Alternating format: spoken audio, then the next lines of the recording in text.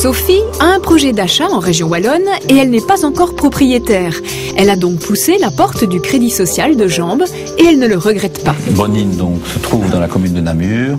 La commune de Namur est une zone à forte pression foncière et ça va donc vous donner droit à une réduction pendant 8 ans de 1,85%. Donc votre taux sera de 2,70. Calcul fait, l'économie pour Sophie est nette. Son remboursement sera de 525 € par mois au lieu de 655. Grâce à ce prêt, dans le cadre d'Habitat pour tous, son rêve de devenir propriétaire est en passe de se réaliser. C'est tout à fait raisonnable. C'est pas beaucoup plus cher que le loyer actuel, donc... Et puis je n'ai aucun apport, donc l'avantage ici c'est qu'on pouvait m'aider aussi pour ça. Nous prêtons jusqu'à la concurrence de 110% de la valeur vénale du bien après travaux. Mais nous vérifions que les gens soient bien solvables, donc que le montant emprunté tienne compte quand même des revenus qu'ils ont aujourd'hui. Des revenus raisonnables pour pouvoir rembourser donc, mais qui ne doivent en aucun cas dépasser 46 000 € par an, augmenté de 2 300 € par enfant à charge.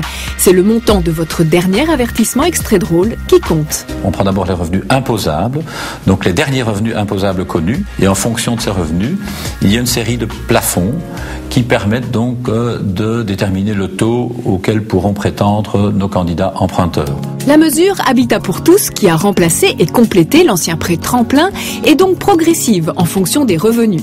Elle est aussi plafonnée pour le montant de l'achat qui ne peut dépasser 191 000 € et jusqu'à 210 000 € dans les 42 communes réputées plus chères. C'est le volet Acheter plus.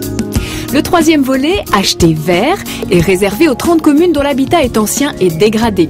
Son but est de permettre à l'acquéreur d'entreprendre des travaux de rénovation. Sur 40 000 € par exemple dans la meilleure catégorie, sur les 40 000 € destinés à ces travaux, il ne paiera pas d'intérêt pendant les 8 premières années du remboursement de son prêt et il ne remboursera que la moitié des intérêts pendant les 4 années suivantes encore. En pratique, si comme Mélanie, l'envie d'acheter vous démange, renseignez-vous auprès d'un des guichets du Crédit Social ou auprès du Fonds du logement des familles nombreuses si vous avez déjà 3 enfants. Lorsque vous aurez un bien en vue, un expert vous accompagnera lors d'une visite pour vérifier les conditions de salubrité du bien. Il pourra même vous conseiller pour d'éventuels travaux d'isolation par exemple.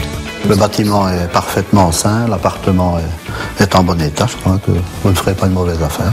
Voilà. Je m'y vois déjà. C'est très bien. Vous vous y voyez aussi? Ne vous précipitez pas pour autant dans un des guichets. Les fonds 2010 seront libérés en 4 fois tout au long de l'année.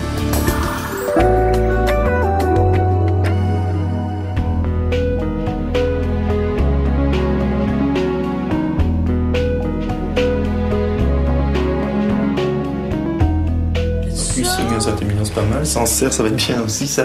J'avais envie de vous amener dans cette cave à vin pour cette petite astuce très très simple pour justement stocker les bouteilles. Et l'astuce, la voici, ce sont ces grillages de chantier, ces grillages à béton. Ça coûte pas grand chose, 10 € pièce plus ou moins, ils sont simplement soudés l'un à l'autre et ça permet de stocker à peu près une centaine de bouteilles.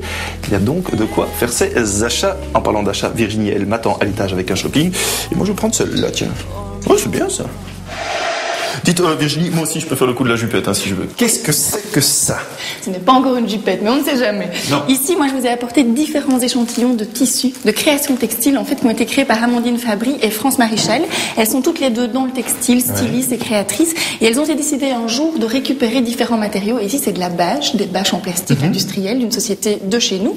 Et elles se sont dit, on va les tisser avec du fil de lin. Et finalement, on a vraiment des reliefs et des textures très particulières, avec des éléments en plastique comme ça, qui donnent finalement différentes atmosphères. Ah ouais. Et qu'est-ce qu'on peut faire très concrètement avec ça? Parce que ça, ce sont des échantillons, mais quoi? On peut s'en servir pour des stores, pour des... Alors, on peut faire sur mesure, effectivement, des stores, on peut faire des parois, des paravents, on peut habiller pas mal de choses. Elles font aussi des poufs, des tapis. Et donc, à partir de là, elles se sont dit, qu'est-ce qu'on peut faire d'autre avec ces tissus-là et les appliquer de manière réelle. Et c'est là qu'on parle, évidemment, des lampes. Voilà. Ce qui est très intéressant, c'est que finalement, la lumière est très chaleureuse parce qu'on passe à travers ce fil de lin et on peut faire un peu ce qu'on veut. Elles ont glissé leur tissu, finalement, comme une grande chaussette sur un tube en plastique qui pourra avoir n'importe quelle hauteur finalement. Et c'est vrai qu'il y a des lampes bien différentes. On a ici un autre modèle aussi. C'est commercialisé ou pas encore? Alors les lampes sont commercialisées. Il y a pas mal de choses qui sont encore à l'étude parce que c'est des projets qui sont assez récents. Elles sont encore présentes dans différents salons sur le design. Moi je propose d'aller voir sur le site internet. Il y a vraiment plein d'infos et même de leur passer un petit coup de fil. Le contact est très sympa et ça ira tout seul. Eh bien un autre contact bien sympa, c'est celui que l'on a eu avec Odette. Est-ce que vous connaissez Odette? Non.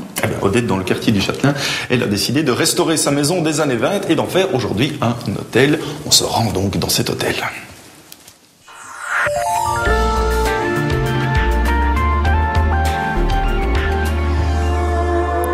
Un nouvel hôtel a ouvert ses portes à 2 pas de la place du Châtelain à Bruxelles. C'est Odette en ville. Un nom pas banal, dont les origines sont à chercher à près de 200 km de la capitale, à Villiers, dans les Ardennes françaises. Dans ce village, Odette, c'est une institution. Pendant des décennies, elle a géré l'unique café de cette minuscule bourgade. C'était l'endroit où tout le monde se réunissait pour l'apéro. Après la messe du village, tout le monde se rejoignait ici. Et puis au décès d'Odette, mon papa a repris l'endroit et l'a transformé à son goût. Mais c'est resté chez Odette parce qu'on ne peut pas l'appeler autrement. C'est Odette, c'est comme ça. Devenu un hôtel-restaurant, chez Odette à Villiers fonctionne à plein régime. Si bien que le propriétaire a décidé d'exporter le concept à la ville. C'est exactement la même philosophie qu'on essaie d'imposer aux 2 endroits. C'est-à-dire, justement, on essaie d'avoir un accueil le plus chaleureux possible, dans la meilleure convivialité, tout en essayant d'offrir un niveau de service important et de qualité. Convivial peut-être, mais plus encore qu'à la campagne, Odette en ville est avant tout un hôtel élégant et luxueux. Pour y parvenir, le bâtiment a été rénové de fond en comble. Le bâtiment c'était un restaurant thaïlandais depuis une vingtaine d'années, mais forcément ça avait la décoration d'un restaurant thaïlandais vieillissant, donc c'était pas tellement ce qu'on avait envie de conserver. Donc pour être tout à fait clair, on a plus ou moins gardé les murs extérieurs à peu de choses près. On a reconstruit et refait tout l'intérieur. La responsable de cette vaste réfection, c'est Alissa, l'épouse britannique de Didier, secondée par 2 architectes d'intérieur. Le premier message qu'ils nous ont donné, c'est de faire à l'intérieur un aménagement qui soit en phase avec l'architecture extérieure. Donc c'est ce qu'on a essayé de faire en travaillant avec des matériaux pas trop contemporains, quelque chose d'assez luxueux. Donc c'était vraiment essayer de garder un esprit classique qui va avec la façade, qui est quand même d'une belle architecture. Je voulais que Odette en ville garde le même esprit que chez Odette. Je l'ai voulu cosy et chaleureux, donc je me suis d'abord tournée vers des couleurs chaudes.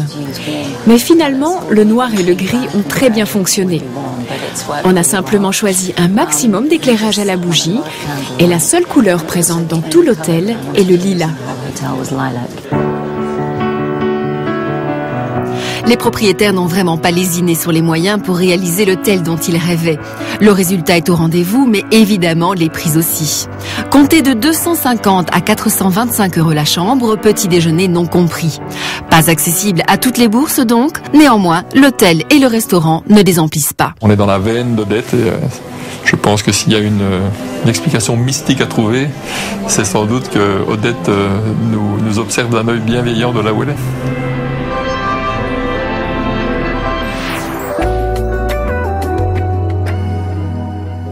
Une Virginie dans une salle de bain, dans une grande salle de bain d'ailleurs. Oui, une grande salle de bain. C'est vrai que l'effet est accentué avec ce carrelage, qui est un carrelage de format 60-60, qui est assez grand, assez clair. Donc ça donne un aspect très lumineux et très agrandi aussi. On va retrouver aussi un certain relief sur ce carrelage. Voilà, moi ce que j'aime bien aussi, c'est ces petites aspérités comme ça. Ça le donne un petit peu, ça lui donne de la rugosité et un peu de matière aussi. S'il avait été tout lisse, finalement, on aurait quelque chose d'un peu plus froid. Et alors, ce qui est intéressant, c'est qu'on utilise le même format qu'il y a au sol et on le met ici sur la neige, finalement, sur le plan de travail de la salle de bain. Alors le mobilier justement, il a été fait sur mesure et certains pourraient se dire tiens, c'est impayable de faire dessiner un mobilier. Or c'est pas le cas. C'est pas vraiment le cas parce que finalement le mobilier en général, quand on le trouve dans les entreprises, il est standardisé et donc ici, si vous voulez quelque chose à dimension sur mesure, c'est plus intéressant de le faire avec un menuisier. Quelque part, il va vous conseiller, vous orienter sur différents panneaux, différents produits qui seront sûrement moins chers que ce que vous allez acheter en magasin. Est-ce que vous avez fait les soldes, Virginie? Ah oui, encore assez. Et Chloé aussi a fait les soldes. Beaucoup trop d'ailleurs.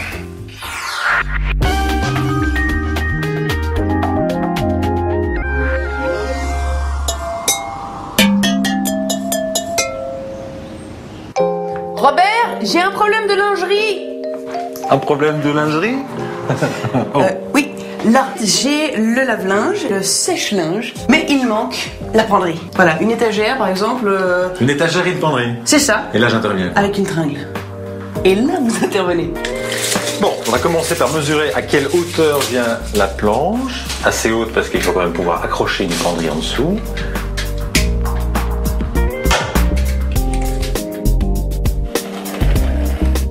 On irait découper la planche? Alors c'est un petit détail, regardez. Il faut toujours vérifier que les angles soient bien d'équerre, c'est rarement le cas. Donc pour reporter l'angle exact, on se sert de la fausse équerre. Alors pour faire tenir la planche, on va appliquer sur le mur des petits tasseaux de bois comme celui-ci, mais pas tel quel, il y a un peu de préparation et ça va les faire dehors. C'est pourquoi ça déjà? Alors ça évite ou ça réduit en tout cas le nombre d'éclats quand on coupe à la scie sauteuse. C'est ça.